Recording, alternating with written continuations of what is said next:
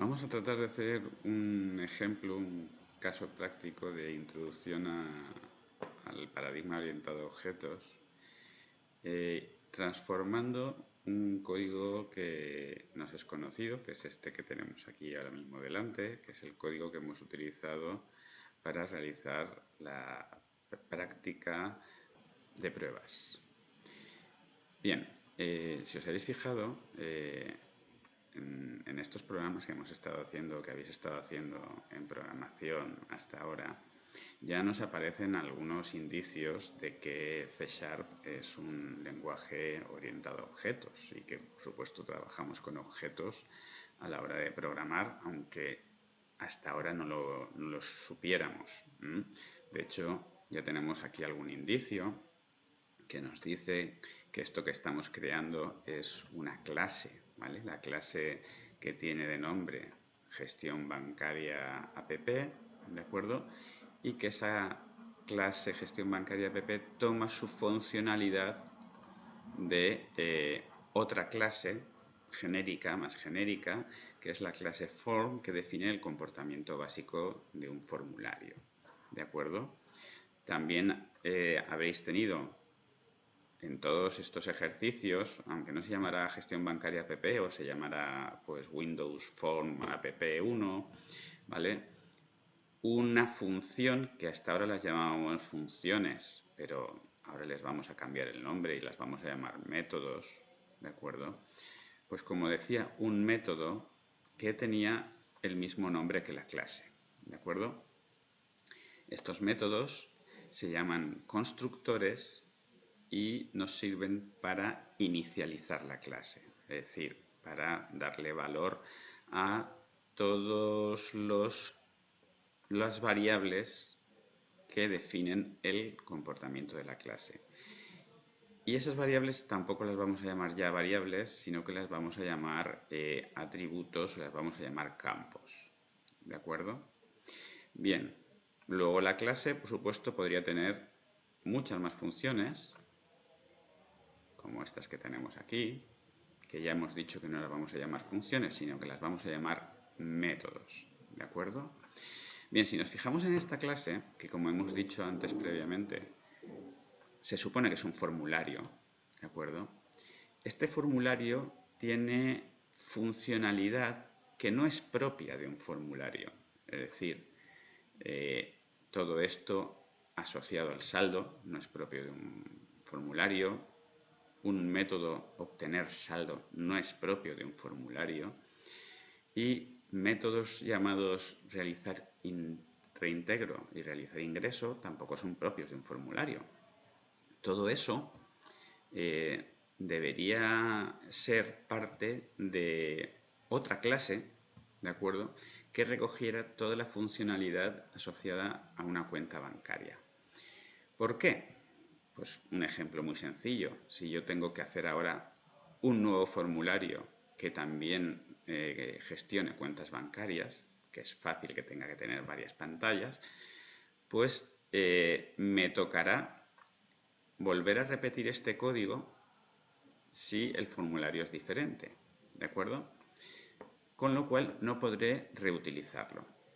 Esa va a ser la primera de las ideas que hemos de tener en cuenta cuando estemos haciendo diseño orientado a objetos. Es decir, todo aquello que tenga una funcionalidad por sí misma tiene que ir todo agrupado en una clase.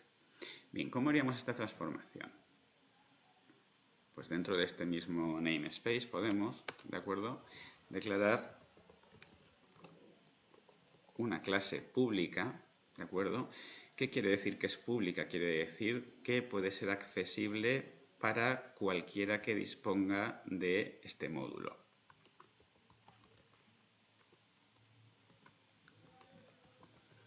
Una clase pública cuenta bancaria.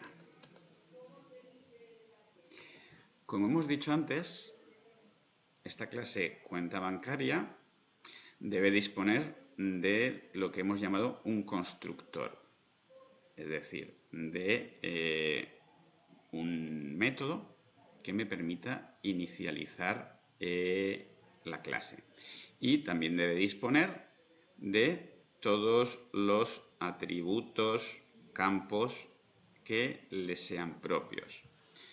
Por tanto, toda esta información que tenemos aquí, es decir, el saldo de la cuenta y los errores, deberían ser parte de nuestra cuenta bancaria.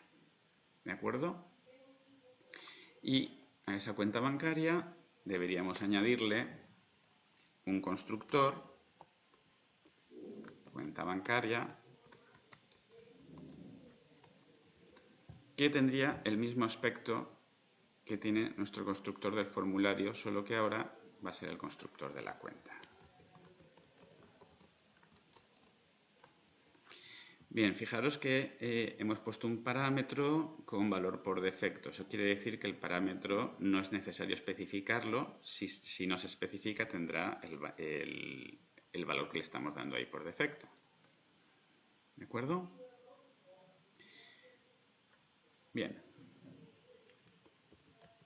Aquí podemos poner exactamente este mismo código que tenemos aquí.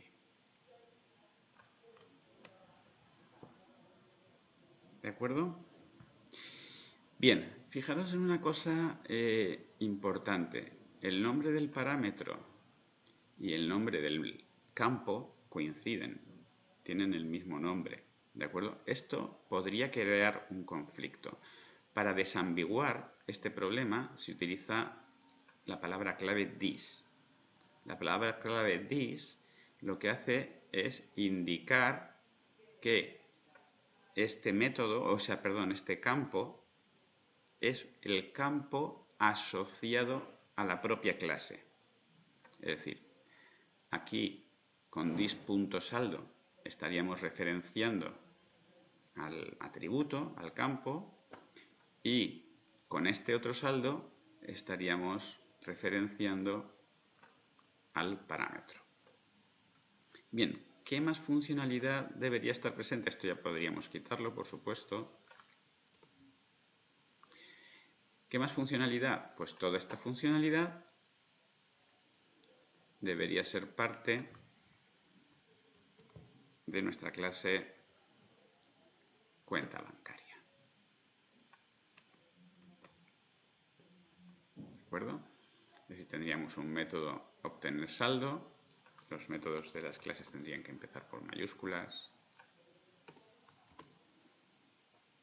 Según vamos a ver en el tema de documentación. ¿De acuerdo? Y con esto, digamos, tendríamos una primera versión de nuestra clase realizada. De acuerdo. Bien, ¿cómo utilizaríamos nuestra clase dentro de la clase formulario? Pues la forma más fácil es declarar dentro de la clase formulario un objeto. Recordar que, según hemos visto en el vídeo de teoría, los objetos son instancias concretas de las clases. ¿De acuerdo? Un objeto de tipo cuenta. ¿De acuerdo? Ese objeto podría aquí mismo declararse.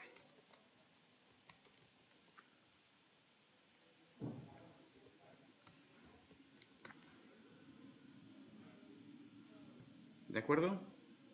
Bien.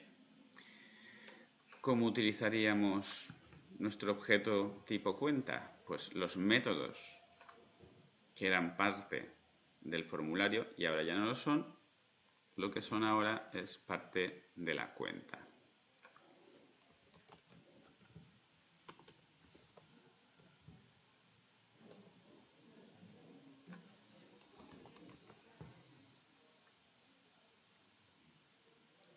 Lo mismo tendríamos para el método realizar ingreso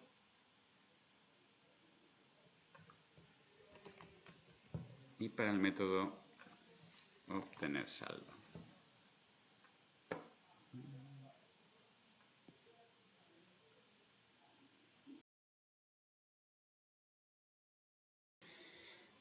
Bien, vamos a seguir trabajando con el ejemplo de las clases y los objetos y vamos a ver algunos detalles de implementación de clases algo más avanzadas.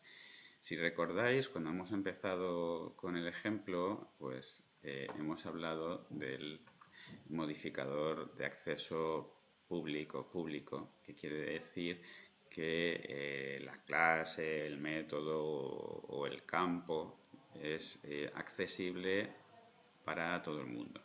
Bien, no siempre es lo más recomendable declarar cualquier cosa pública.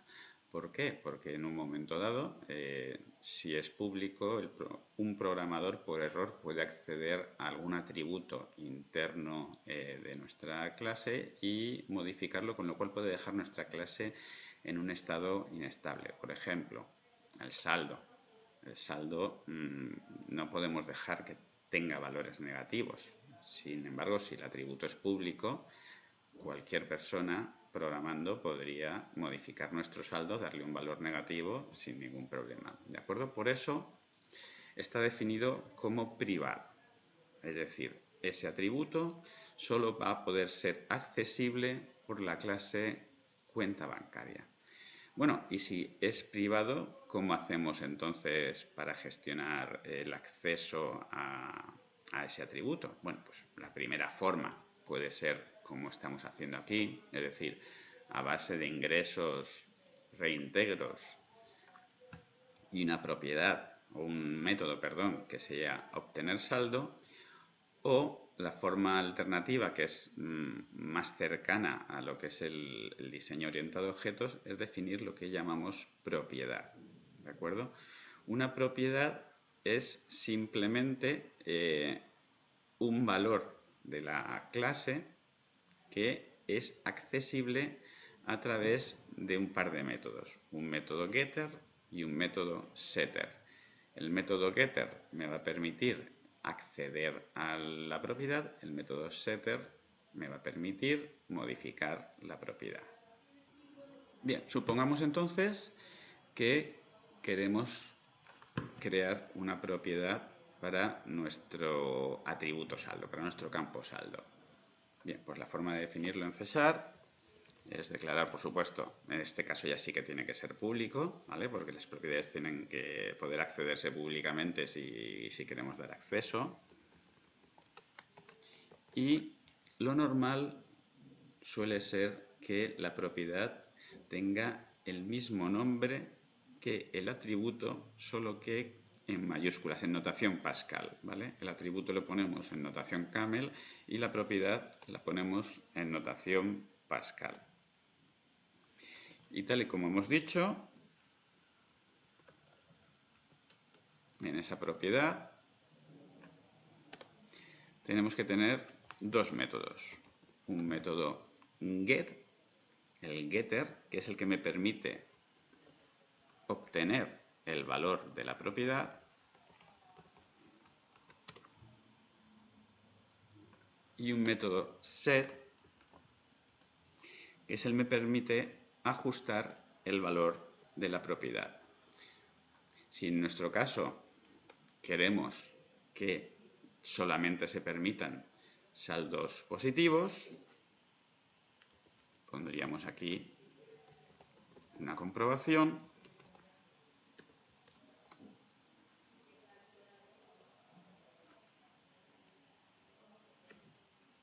Aquí usaríamos la palabra clave value.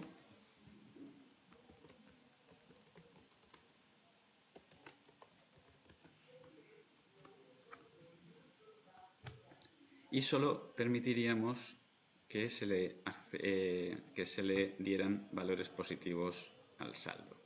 ¿De acuerdo? Con lo cual, esta comprobación que tenemos aquí ya deja de tener sentido, ¿de acuerdo? Y lo que haríamos sería, en su lugar, utilizar la propiedad.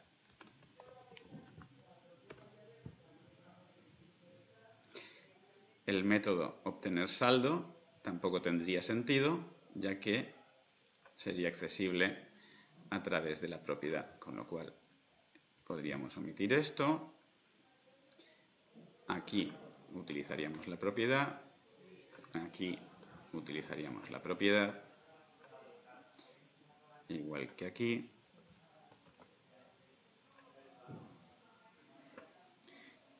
igual que aquí,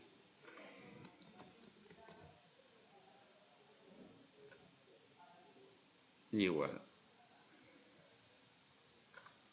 que aquí.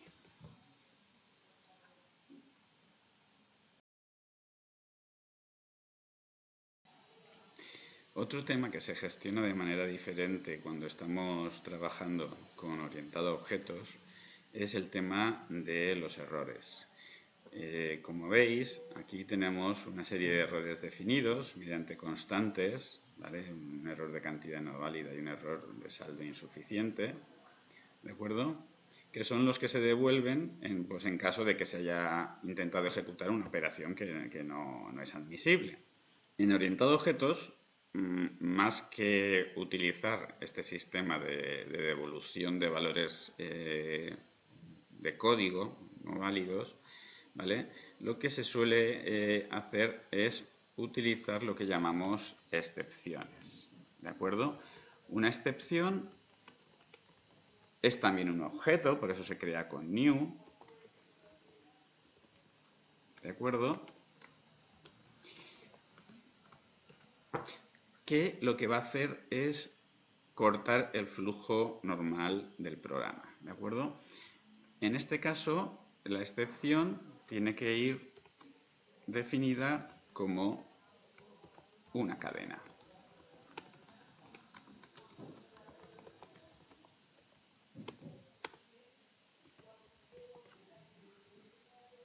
¿De acuerdo? Dejaríamos de tener el return.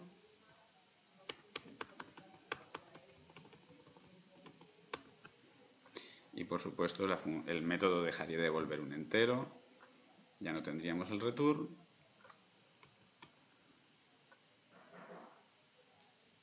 Y aquí tendríamos otra excepción.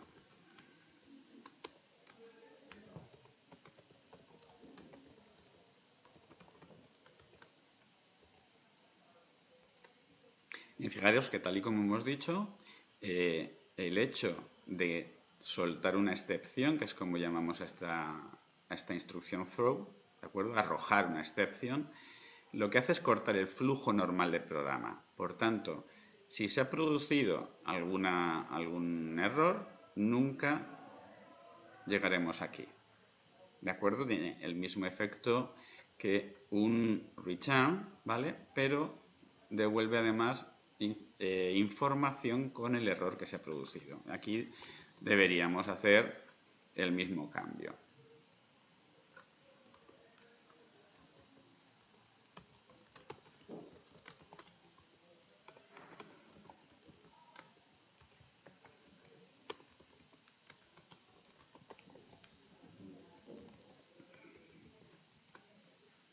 ¿De acuerdo?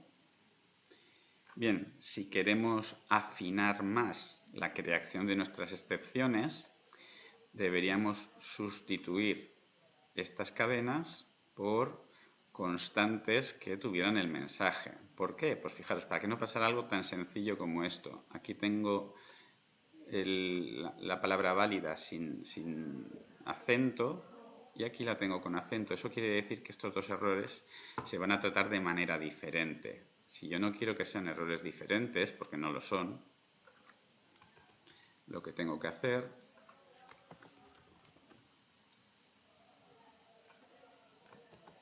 es definir cada uno de los errores por separado, como estaban antes, mediante constantes.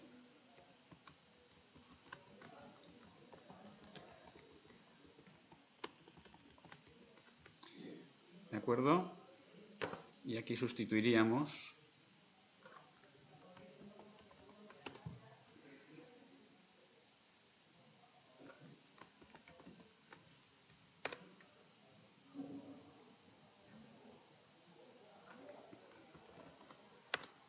Bien, esta sería, digamos, la primera de las partes, es decir, la creación de las excepciones.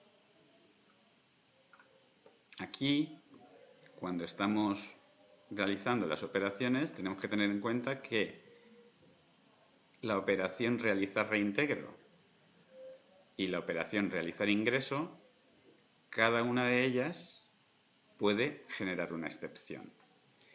¿Cómo tendríamos que realizar estas operaciones? Fijaros que ahora ya no vamos a tener respuesta. Esta respuesta ya no existe. ¿De acuerdo? Aquí tendríamos que tener lo que llamamos un bloque try-catch, que es un bloque de intentar la operación y atrapar el error.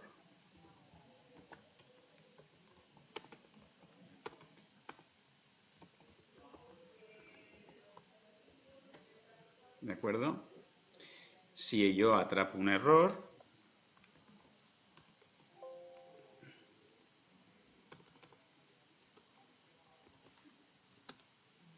pues simplemente lo que tendré que hacer es mostrar el mensaje con el error. Y ese mensaje con el error está dentro de la excepción que yo he atrapado. Es decir, esta excepción que acabo de atrapar es la que contiene el error. Con lo cual, todo este código ya no haría falta, no me hace falta diferenciar el código de error porque el código de error ya va diferenciado dentro de la propia excepción. ¿De acuerdo? Y esta instrucción la ejecutaría dentro del bloque try, que es el bloque donde ha tenido éxito la instrucción. ¿De acuerdo? Lo mismo haría con el otro método. Es decir, bloque try catch.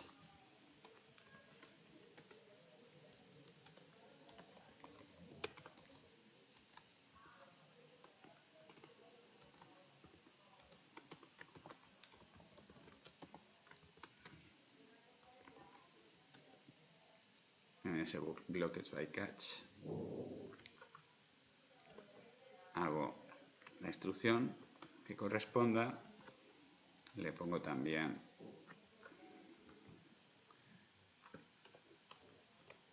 el mensaje de transacción realizada y aquí el mismo tratamiento para el error. Y todo esto ya no me hace falta. Y de esta manera tendríamos terminada la conversión de nuestra aplicación que estaba en formato de programación estructurada a formato de orientado a objetos.